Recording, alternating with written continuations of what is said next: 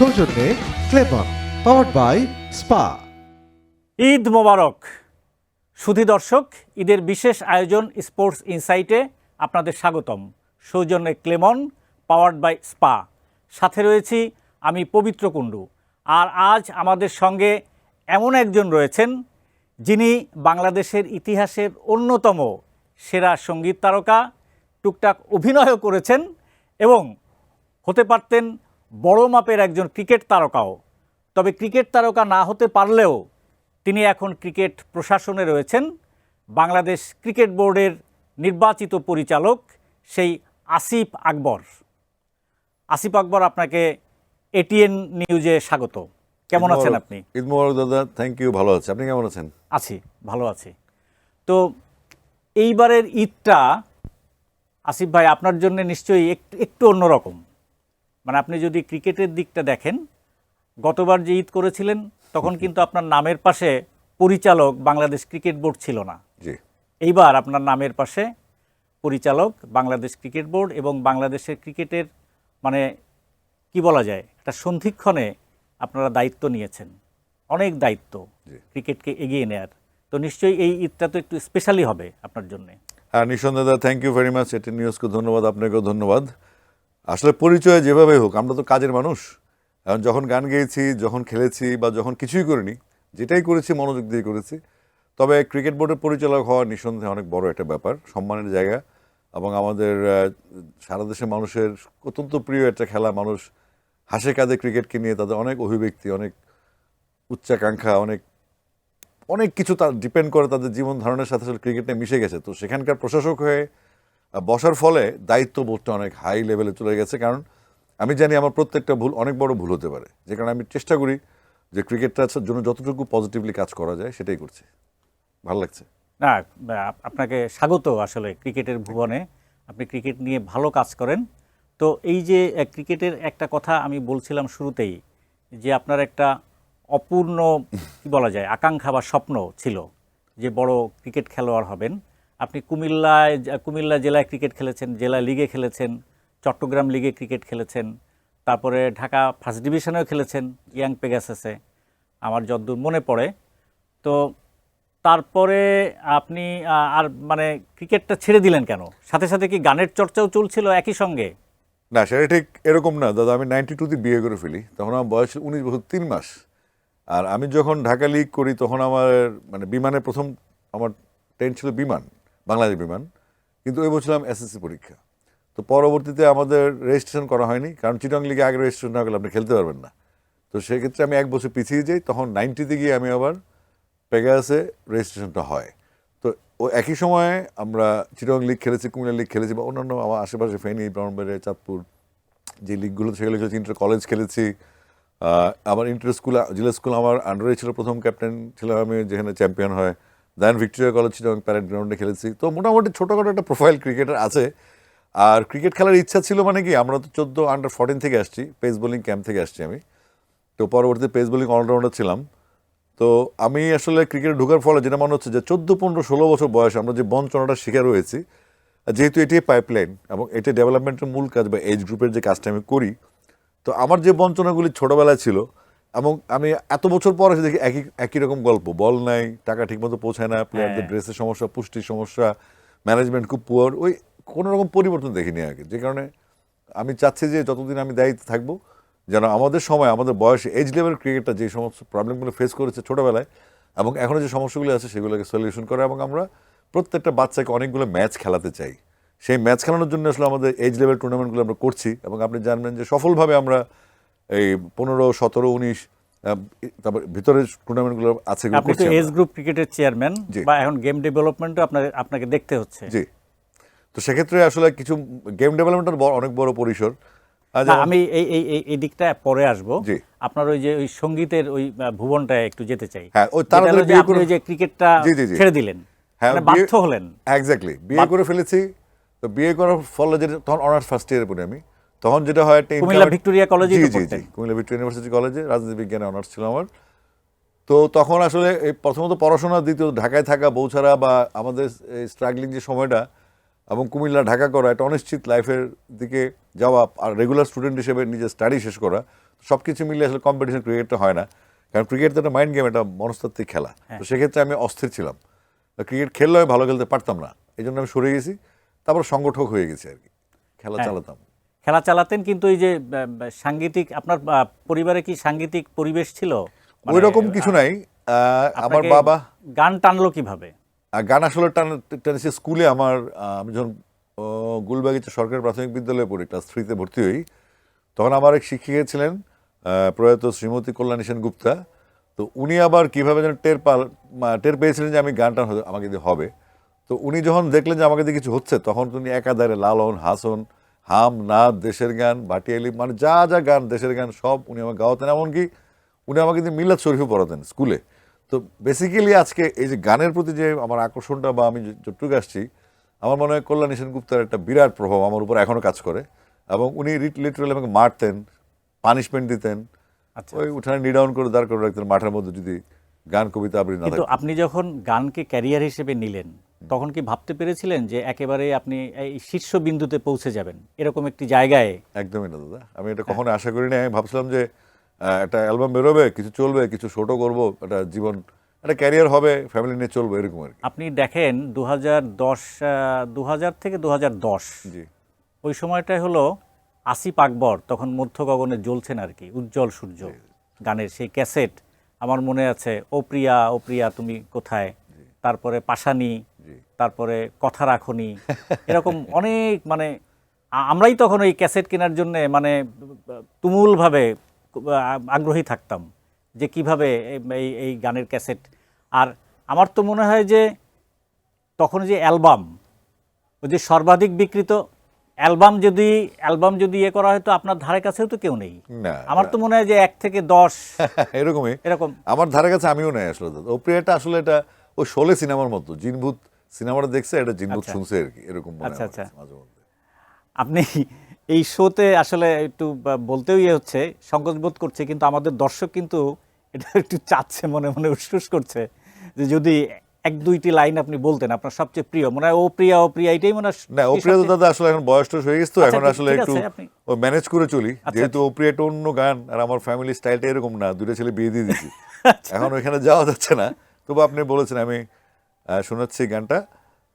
এখনো মাঝে মাঝে মাঝরাতে ঘুমের ঘোরে শুনি তোমার পায়ের আওয়াজ, যেন তুমি এসেছো ফিরে, তুমি চলে গেছো অনেক দূরে, এই মনের আঙিনা ছেড়ে, তুমি চলে গেছো অনেক দূরে, এই মনের আঙিনা ছেড়ে। অসাধারণ। আচ্ছা, এরপরে আরেকটা গান, সেটা খুবই জনপ্রিয় হয়েছিল। জনপ্রিয় মানে কি, ক্রিকেট। জি, বেশ বেশ বেশ সহজ। ক্রিকেট জনতা, আপনি চিন্তা করেন, বেশ বেশ বেশ, সাবাস বাংলাদেশ। এই গানটা লিখেছিলেন সম্ভবত কি সোহেল আরমান, আর সুর করেছিলেন ইবরাট টিপু। জি জি, এটা কিন্তু আমাদের মনে হয় যে ক্রিকেট সঙ্গীত আর কি, যদিও এটা আলাদাভাবে থিম সং। দাদা এটা ছিল 2005-এ যখন জিম্বাবুয়ে সফরটা হয়, ওটার জন্য কিন্তু বাংলাদেশের অফিশিয়াল আমরা প্রথম জি জি সিরিজ জিতলাম, ওটার জন্য বেসিক্যালি আরাফাত রহমান কোকো সাহেব, তখন তিনি ছিলেন ডেভেলপমেন্টে ছিলেন, আমার জায়গাটাতে ছিলেন, ওখান থেকে উনি এই উদ্যোগটা নেন এবং এই গানটা হয়। এটা ছিল বিসিবির অফিসিয়াল থিম সং, কিন্তু তখন তো আসলে প্রচার মাধ্যমে ওভাবে যেত না, গানটার কোনো ভিডিও ছিল না। তো পরে আমি কোকো ভাইকে জিজ্ঞেস করলাম, আপনি এই গানটা তৈরি করলেন, বাজবে কোথায়? মানে পৃথিবীতে বাজবে, যখন বাংলাদেশ জিতবে আমরা বাজাবো না, এটা আপনাকে মাঠে ইমপ্লিমেন্ট করতে হবে। তখন আমরা দেখলাম যে নিউজিল্যান্ডে মাঠে আপনার গান বাজে, 4-6 হলে উইকেট পড়লে। সেকেন্ড কিন্তু আমরা বাংলাদেশের সাউন্ড ইন্ট্রোডিউস করলাম ওই সময়, ওই জিম্বাবুয়ে সিরিজের সময়। সমীর দাস সাউন্ড, বিদ্যুৎ সাউন্ড মনে আছে। দাদাকে বলুন, দাদা বাংলাদেশের ক্রিকেট শুরু হচ্ছে, নতুন একটা প্রক্রিয়া, আপনি সাউন্ডটা একটু কমে দিয়ে দিন। তখন আমরা সাউন্ডটা সেট করি এই 1 নম্বর জাতীয় স্টেডিয়ামে আর কি, এই থেকে শুরু।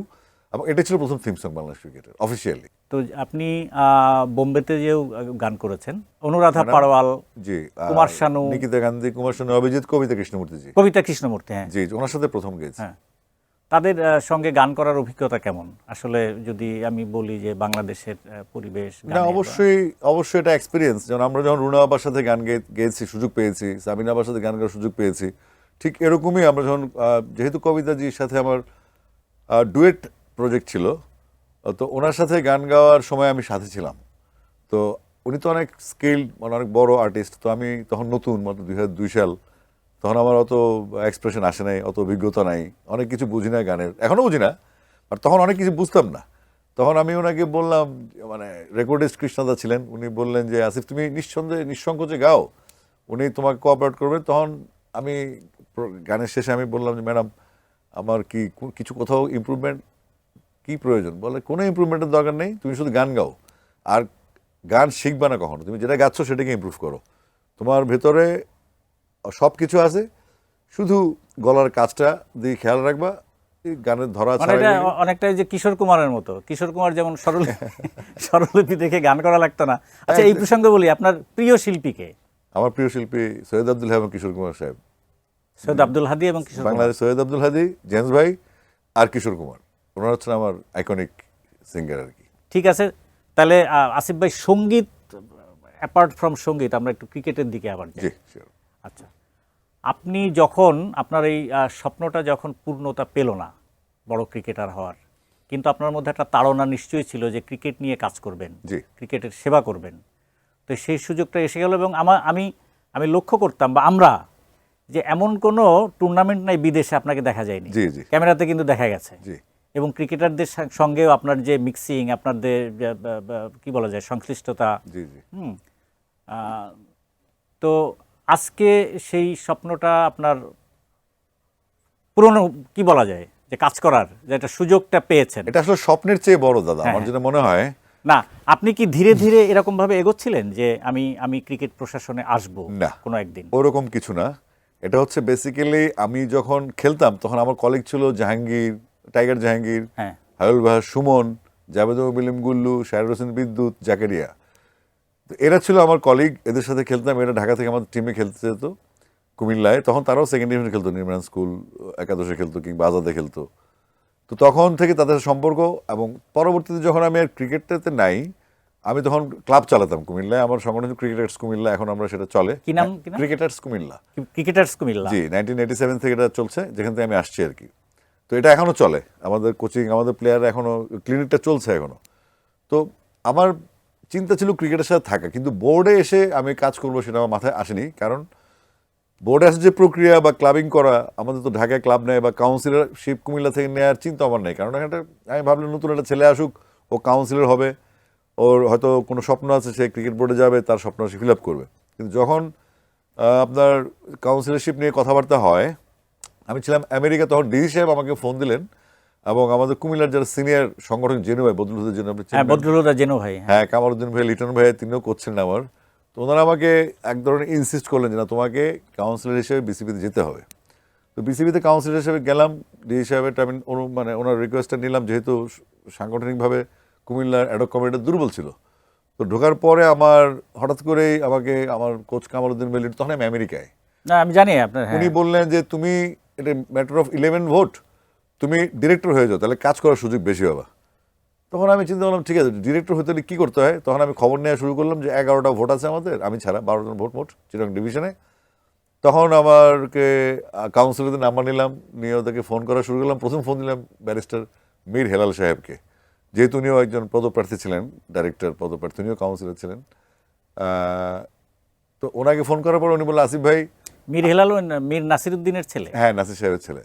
তো হেলাল ভাই সাথে সাথে আমাকে বললেন যে আপনি যখন আসছেন আমি আর এখানে নাই, কারণ হচ্ছে আমরা দুজন একই জায়গা থেকে আসছি, আপনিও প্লেয়ার আমিও প্লেয়ার। তো যেহেতু আমার অন্য একটা গ্রাউন্ড আছে, আমরা একই মানসিকতার মানুষ, আপনি প্লেয়ার হিসেবে থাকেন ওখানে, আমি চলে গেলাম, আমি আর রিলেশনটা করবো না, আমি প্রত্যাহার করে নেব। এই হলো মূল ঘটনা। তারপর আমি আর আমাদের আহসান ইকবাল ভাই, হ্যাঁ, আমরা আসলাম আর কি চিটাগং ডিভিশন থেকে। না, আহসান ইকবাল হলেন উনি ডিভিশন থেকে, আর আপনি জেলা। জি, এখানে আসলে তো একটা ডিভিশন থেকে দুইজন। পরবর্তী আমি ডিভিশন থেকে আসছি, জেলা কাউন্সিলর, ডিভিশনাল ডাইরেক্টর, হ্যাঁ, চিটাগং ডিভিশন। আচ্ছা, ডিভিশনাল ডাইরেক্টর। জি। তো এবং আপনি বিনা প্রতিদ্বন্দ্বিতা নির্বাচিত হলেন। আপনি আমেরিকায় ছিলেন, শুনলেন যে ছিল, প্রতিনিধি বসে গেছেন আর কি, প্রত্যাহার করে নিয়েছেন। হ্যাঁ। মানে 3 জন ছিলাম, পরে 2 জন এটা আপনাকে শ্রদ্ধা জানিয়ে সম্মান করে আর জি, কি, জি, তাই না? সেটাই। তার মানে আপনার প্রতি সমর্থন আছে, এক্স্যাক্টলি। এই তো। আর আপনি আমেরিকায় বসে আপনি নির্বাচিত হলেন, জি। এবং আপনি তো মনে হয় প্রথম মিটিংয়েও আসতে পারেননি বোর্ডে। আমি জুম মিটিং ছিলাম, জুম মিটিং এ ছিলেন, হ্যাঁ। মানে সশরীরে ছিলেন না, সশরীরে পার্সন ছিলাম ছিলেন না। না। নির্বাচিত পরিচালকদের মধ্যে আসিফ আকবরের একটা আলাদা আলাদা জায়গা ছিল। তারপরে আপনাকে পেলাম, আপনি কাজ করা শুরু করলেন এবং দেখলাম যে অন্য অনেকের চাইতেও আপনি প্রোঅ্যাক্টিভ। আসিফ ভাই, এই নির্বাচনটা কেমন হয়েছিল? আপনি আপনি কি কি বলেন? আর নির্বাচনের এটা নিয়ে কিন্তু প্রক্রিয়া- অনেক কথা আছে যে এটা অবৈধ, এটা নিয়ন্ত্রিত নির্বাচন। না, এটা নিয়ে কথা তো হবেই। কথার আমি আসলে যেহেতু কাজ করি, আমি যখন ক্যারিয়ার মিউজিকই ছিল তখন আমি প্রচুর কাজ করেছি, এখনো করছি আমি। তো প্রক্রিয়ার ব্যাপারটা আসলে যদি প্রশ্ন থাকে, সেটা এখন যেভাবে তারা ক্রিয়া পরিষদে গেল বা কোর্টে যাচ্ছে বা যাবে, হ্যাঁ, এটা হলো জেনুইন প্রক্রিয়া। এই বাইরে থেকে অনলাইন পোর্টাল রেডি করে মিডিয়াকে বিভ্রান্তিমূলক তথ্য দেয়া, এগুলি আসলে প্রক্রিয়া না। তো নির্বাচনে কি হয়েছে বা কি হয়নি সেটা আসলে প্রমাণিত হবে আদালতে। তো আমরা ডেফিনেটলি অপেক্ষা করবো আদালতের রায়ের জন্য, তারা যদি সেখানে যায়। তার আগ পর্যন্ত আমি যেহেতু নির্বাচিত ডিরেক্টর, আমার কাছে সবকিছু ঠিকই মনে হচ্ছে এবং না ঠিকই ঠিকই মনে আছে, করছি নির্বাচন আমি। একটা সিল তো মারা হয়েছে না, এটা নির্বাচনে একটা প্রক্রিয়া হয়েছে, সেই প্রক্রিয়ার মাধ্যমে আপনারা এসেছেন। জি জি জি। তার মানে এই যে তারপরে আবার এই যে ক্রিকেট বোর্ড থেকে যে স্টেটমেন্টটা দেয়া হয়েছে, যে বিজ্ঞপ্তিটা দেয়া হয়েছে, এটা নিয়ে কিন্তু বাইরে অনেক কথা আছে। না, যে অনেক বিজ্ঞপ্তিটা- অনেক পরিচালক জানেনই না যেরকম ভাবে যে আসলে বর্তমান সরকারকে একটু ভয় দিয়ে দেয়া, এটা যেটা ঠিক যদি এরকম বাতিল করা কিছু না। হয় তাহলে কিন্তু না, এটা ঠিক এটুক পর্যন্ত যাওয়া উচিত হবে না আমাদের হিসাবে। যদি আমরা আসলে ব্যাপারটা আমরা যেভাবে বলতে চাই, হয়তো এভাবে বলা হয়নি, কিন্তু ব্যাখ্যাটা চলে গেছে অন্যভাবে। সেটা হচ্ছে আমাদের ডাইরেক্টরদের একটা ফেসবুক হোয়াটসঅ্যাপ গ্রুপ আছে আমাদের। সেই হোয়াটসঅ্যাপ গ্রুপে আমরা আমাদের প্রেসিডেন্ট তিনি তার এই চিঠিটা, আমি বেসিক্যালি বুলবুল ভাইকে বলেছিলাম, ক্রিয়া পরিষদ যে চিঠির ভাষা, তারা তো আগে থেকে আমাদেরকে চোর এটা বলে আসছে। এটা ভাষার খুব গর্হিত ব্যবহার তারা করেছে এখানে, যে আমাদেরকে আগেই তারা ডিফল্টার ভেবে নিয়ে কিন্তু তারা এই চিঠির ভাষা তৈরি করেছে। তো এটার এগেন্সট একটা প্রোটেস্ট হওয়া, যদি আপনার মান সম্মান বোধ থাকে, তা আমাদের মান সম্মান বোধ আছে। এটা বুলবুল ভাইকে আমি বললাম, এটা আমাদের আইনি ভাষায় এটা প্রোটেস্টটা করা উচিত। তখন আমি বুলবুল ভাইকে বললাম যে আমাদের তরফ থেকে এটা প্রোটেস্ট যাওয়া উচিত, অ্যাটলিস্ট ফ্রম প্রেসিডেন্ট। কারণ এখানে বিসিবিতে প্রেসিডেন্টের অগাধ ক্ষমতা দেওয়া আছে এবং তিনি ভালো যেটা মনে করেন সেটা করতে পারেন। তো সেক্ষেত্রে বোর্ড অফ ডিরেক্টরসের হোয়াটসঅ্যাপ গ্রুপে দেওয়া হয়েছে, সেখানে অনেকেই কমেন্ট করেছে, অনেকে করে নাই। তো আমি মনে করি যে যারা কমেন্ট করে নাই বা এটা সাপোর্ট দেয় নাই, ও একটা থামস আপে কিছু যায় আসে না। কিন্তু বোর্ড প্রেসিডেন্ট সেটা ইনফর্ম করেছেন, এটা হলো মুখ্য বিষয়। তারপর বাইরে গিয়ে যারা কথা বলেছেন সেটা আমি ঠিক জানি না। তবে এটার বাইরে গিয়ে কথা বলার চাইতে বেসিক্যালি হচ্ছে যদি আমরা ভিতরে কথাটা বলতাম তাহলে মানে ভালো সেটাই- হতো। সেটাই তো মনে হয় সেখানে আমরা শোভন একটা হতো, হ্যাঁ। যেটা টের পাই সেটা হচ্ছে বায়াসড হয়ে যাওয়া। হ্যাঁ, তো একটা বোর্ড প্রেসিডেন্ট তার একটা কিছু বাজে শব্দের এগেনস্টে এবং কিছু বাজে চিন্তার এগেনস্টে, যেটা আইনি প্রক্রিয়ার মধ্যে পড়ে না, আইনি প্রক্রিয়া কিন্তু চলমান ছিল, যেটা স্টে হয়ে আছে।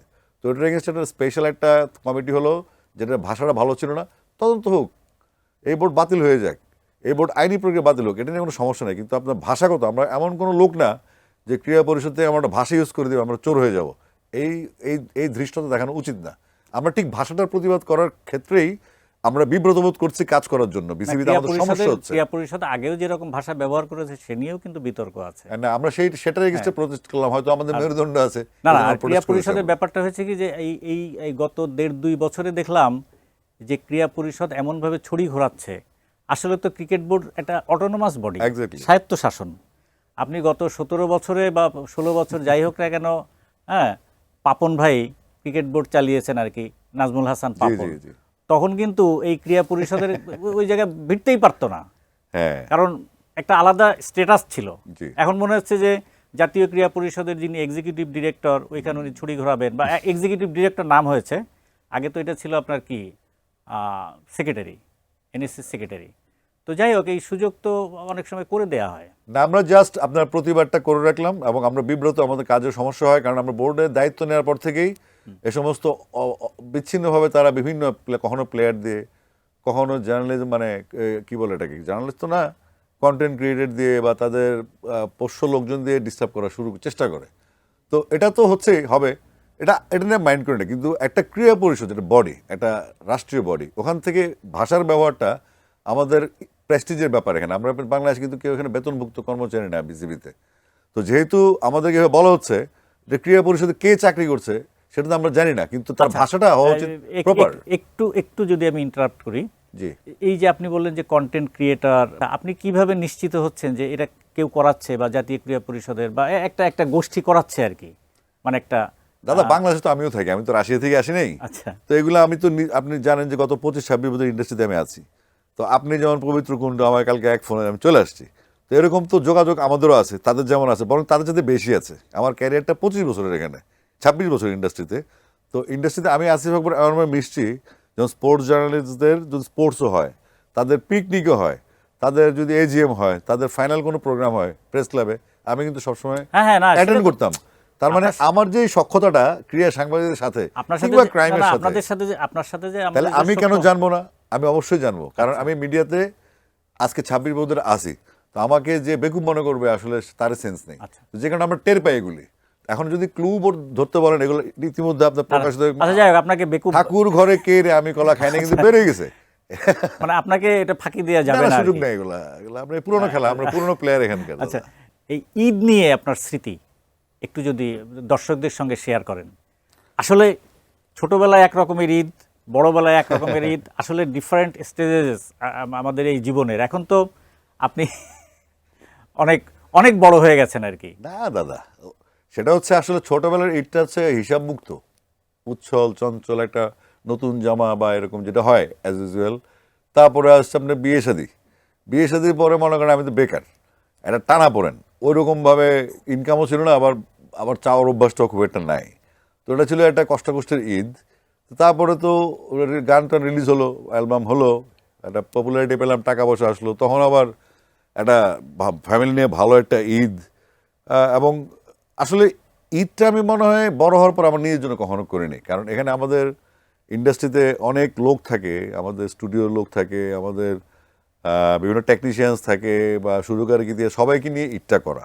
এবং এই ঈদের যে মূল লক্ষ্য আমাদের গান রিলিজ হওয়া, এই গানের প্রোডাক্টের সাথে গীতিকার, সুরকার, কম্পোজার, স্টুডিও রেকর্ডিস্ট, ক্রু অনেকেই ইনভলভ থাকে। তো আমরা যখন একটা গান ঈদের পরে সফল হয় বা মানুষ গানটা শুনে, আমাদের অতীতের কথা বলতেছি আর কি, বিফোর 10, যখন আর ডিজিটাল যুগটা না আসে তার আগ পর্যন্ত, তার একটা উচ্ছ্বাস ছিল। আর এখন যেটা হচ্ছে আপনার জাস্ট এটা, যেহেতু অনেক দিন আমি গান গাচ্ছি, 25 বছরের উপর ক্যারিয়ার, এখন একটু হচ্ছে যে সবাইকে যারা অতীতে ছিল তাদেরকে নিয়ে থাকা, একটা গেট টুগেদার করা, মজা করা, ফ্যামিলিকে টাইম দেওয়া। ওই পরিবারের সাথে ঈদ উদযাপনের একটু যদি স্মৃতি, বা আপনার তো দুই ছেলেই বড় হয়ে গেছে, মেয়ে, তারপরে ভাবি, ঈদ কোথায় করবেন? কুমিল্লায় করেন না ঢাকায় করেন? দাদা আমরা আসলে ভাই বোন তো 7 জন, তো আমরা 7 জনে ঢাকায় থাকি। তো বোনদের সুবিধার্থে আমরা রোজার ঈদ উল ফিতরটা এটা আমরা ঢাকায় করি। আর আম্মা থাকতে আমরা কুমিল্লায় করতাম। আম্মা মারা যাওয়ার পরে আমরা আসলে খুব একটা রুটলেস হয়ে গেছি একটু। আর কোরবানির যে ঈদ উল আজহা সেটা আমরা কুমিল্লায় করি ভাই বোনরা মিলে। আর আমার ফ্যামিলি যেটা হচ্ছে, আমার বড় ছেলে থেকে টরন্টোতে, ছোট ছেলে থেকে আমার সাথে, তা আমি থাকবো। আর ঈদের দিন সন্ধ্যার সময় আমি আসলে চলে যাচ্ছি ইংল্যান্ডে, আমার একটা প্রোগ্রাম আছে সেখানে, গানের না বাট গানের, রাহাত ফাতে আলী খান সাহেব একটা গান লঞ্চ হবে হাউস অফ কমন্সে। তো আমি সেখানে বাংলাদেশের প্রতিনিধিত্ব করছি, যেহেতু আমাদের প্রডিউসার ধ্রুব গুহ তাদের একটা প্রডিউসার। তো রুবায়াত জাহান নামে আমাদের সিঙ্গার গাছের একটা multi national project, India, Bangladesh, Pakistan এবং ইংল্যান্ডের একটা কম্বাইন্ড প্রজেক্ট, সেটার একটা স্পিচ দিব আর উদ্বোধন করবো আর কি। রুবায়াত জাহান ওই যে যিনি একটা সিনেমাও করেছেন? না, তিনি গান ব্রিটিশ বংশোদ্ভূত বাংলাদেশি।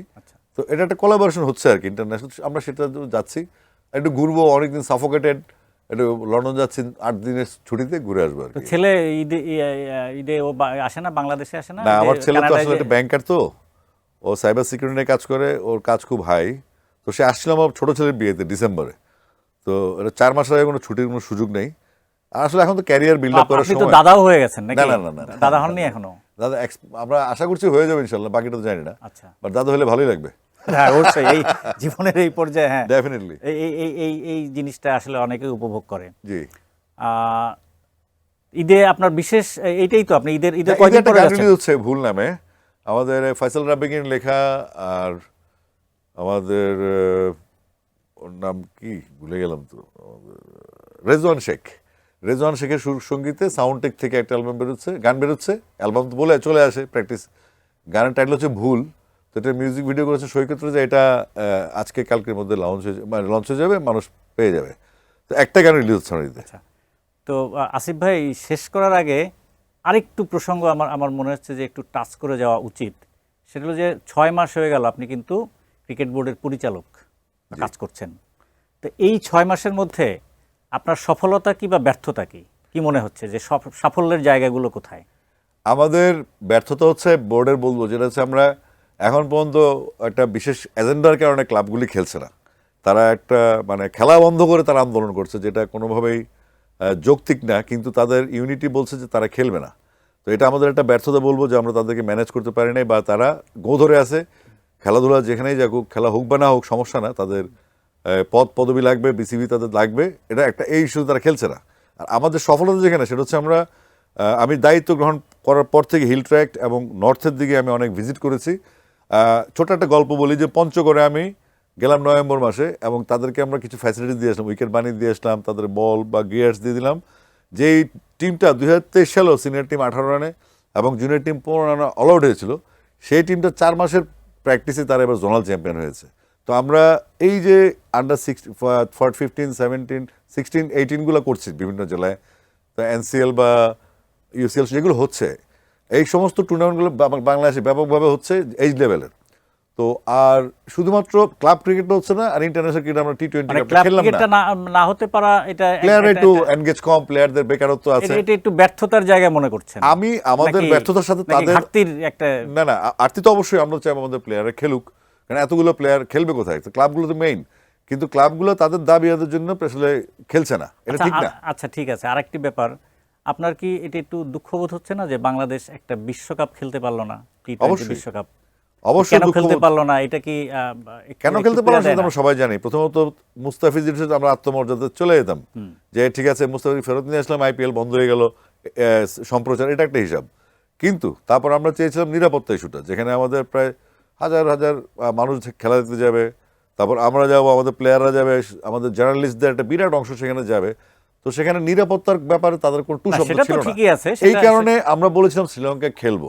তো শ্রীলঙ্কা যেহেতু অতীতে রেকর্ড আছে যে আপনার ভেন্যু চেঞ্জ হয়, তো আমাদের একটা চেঞ্জ করে নাই, এজন্য আমরা যেতে পারি নাই। কিন্তু খেলার ইচ্ছা ছিল একদম প্রথম থেকেই, একদম মানে একটু পপুলার লাইনে আমরা হেঁটেছি। না ওরকম ভাবে আমি দেখি না। একটু তারপরে ধরেন কি বলা যায়, যে একটা ক্রিকেট কূটনীতি বলে একটা ব্যাপার আছে, এবং সেখানে মনে হয় যে অনেকেই বলছে যে আমিনুল ইসলামের ক্রিকেট বোর্ড এটা ফেল করেছে। না দাদা, এখানে বোঝার বল আর বোঝানোর বল দুনিয়া না। এই যে ক্রীড়া প্রতিমন্ত্রী যে ওই যে 2-3 দিন আগে যে বললেন যে ঈদের পরে কাজ করবে তদন্ত, কেন আমরা খেলতে পারলাম না, কোথায় ব্যর্থতা ছিল?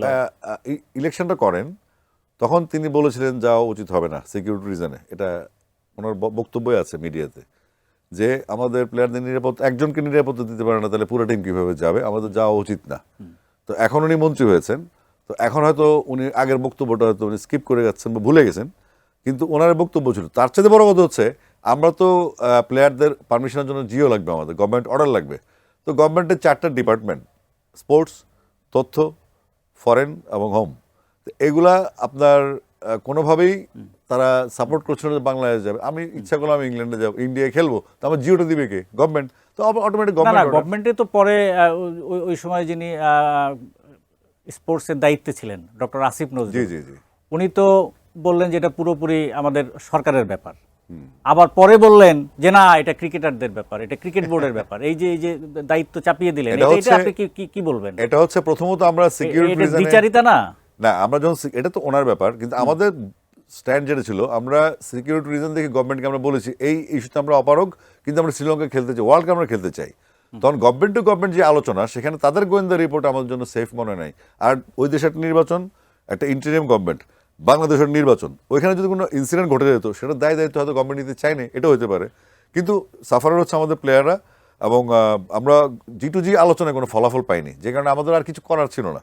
যাই হোক, এটা একটা অনেক বড় মানে হাহাকার, একটা ডেফিনেটলি অনেক প্লেয়ারের স্বপ্ন ওয়ার্ল্ড কাপ খেলবে, দীর্ঘশ্বাস এটা থেকেই যাবে, তাই না? আমরা খেলতে পারলাম না, বাট আমরা তো বিশেষ করে না, আমি বলবো যে আমিনুল ইসলাম বুলবুল, যার হাত ধরে, যিনি প্রথম অধিনায়ক ছিলেন প্রথম বিশ্বকাপের 1999 সালের, এবং তিনি যখন ক্রিকেট বোর্ডের প্রেসিডেন্ট, তার সময় কিন্তু এই ঘটনাটা ঘটলো। এটা কিন্তু ইতিহাসে লেখা থাকবে অবশ্যই। কিন্তু নিরাপত্তা এবং আত্মমর্যাদার ভিত্তিতে যে বোর্ডটা, সেটাও জরুরি দাদা আমাদের দেশের জন্য, এটাও ইম্পর্টেন্ট। আচ্ছা ঠিক আছে, আমরা একটু হার্ড টক্সে চলে গেছিলাম। এটা হবে, হার্ড টক্সে চলে গেছিলাম।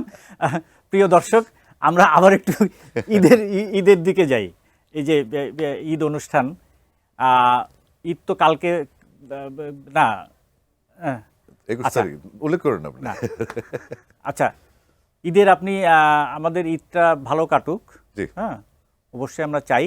আর এই ঈদের মধ্যে দর্শক, আমাদের এটিএন নিউজের দর্শক যাতে আপনাকে একটু আলাদাভাবে মনে রাখে, সেই সঙ্গীত তারকা, আপনি কি একটু গাইবেন?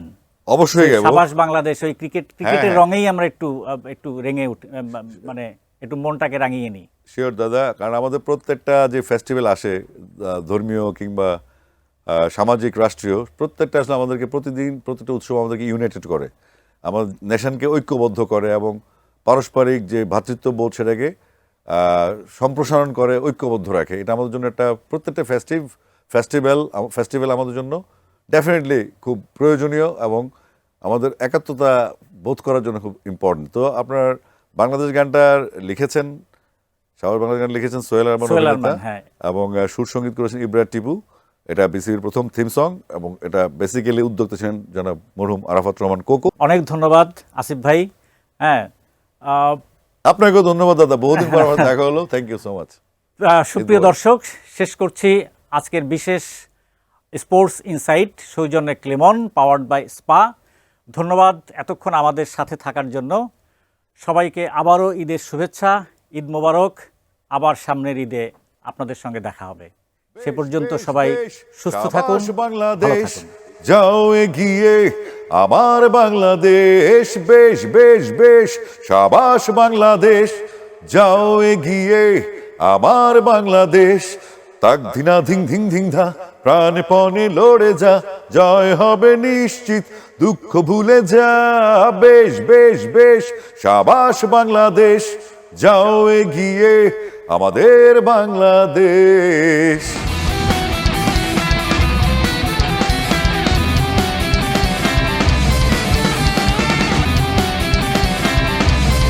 সৌজন্যে ক্লেমন, পাওয়ার্ড বাই স্পা।